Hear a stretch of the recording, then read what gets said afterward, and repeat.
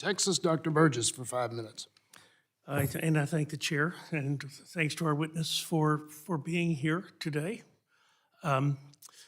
We've not had a hearing with the Congressional Budget Office. The baseline CBO report has not come out, and when you ask the reason why, at least what they told me was because OMB hadn't produced their numbers yet. So now perhaps, Mr. Chairman, that OMB has produced the president's budget, we will get to hear from the Congressional Budget Office. But in that interim, in that meantime, the director of the CBO did visit with some of us individually, and I'm grateful that he did that.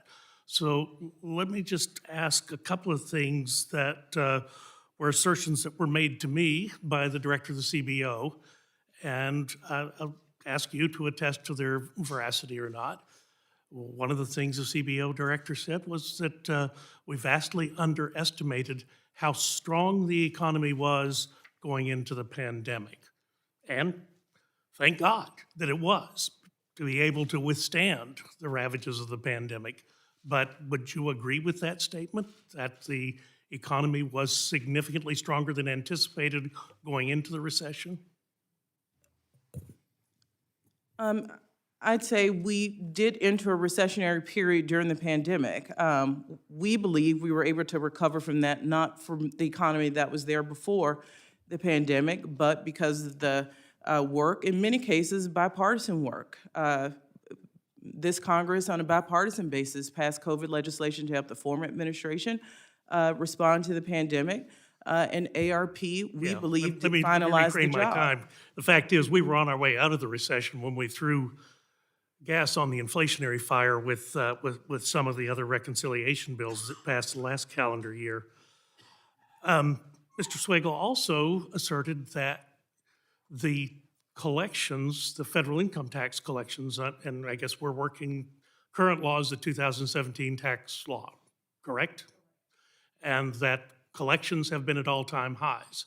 In fact, they didn't diminish during the pandemic. They've been sustained. Was that an accurate statement that he made to me? Yes. So even under what people are describing as a dreadful and unfair taxing system, it is producing historic levels of revenue, more so than the pre-2017 tax law that had been in place for 31 years, greater than that produced. Is that correct? We think the wealthiest did quite well during the pandemic.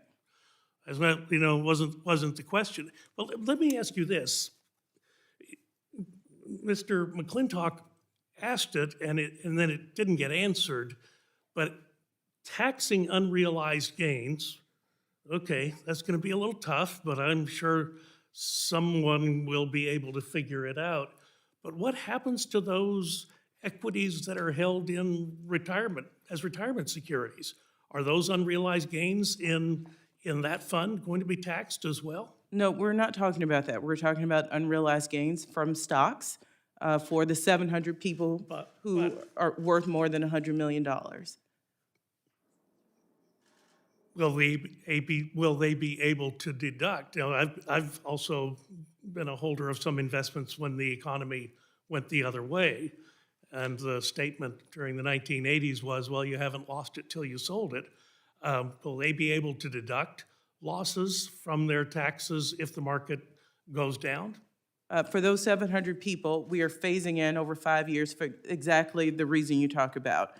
We don't want to get into a situation where 1 year your stock may be worth $100 and you pay, and then you come and ask for a refund when it's worth $80 the next year. So this is a phased-in approach for things you own before this would go into. Yeah, good luck. It sounds absolutely unworkable. Let me just ask you this. I see where the commitment is made to provide. The total was $4 billion. It's now nearly $1 billion this year that's going to the governments of Central America.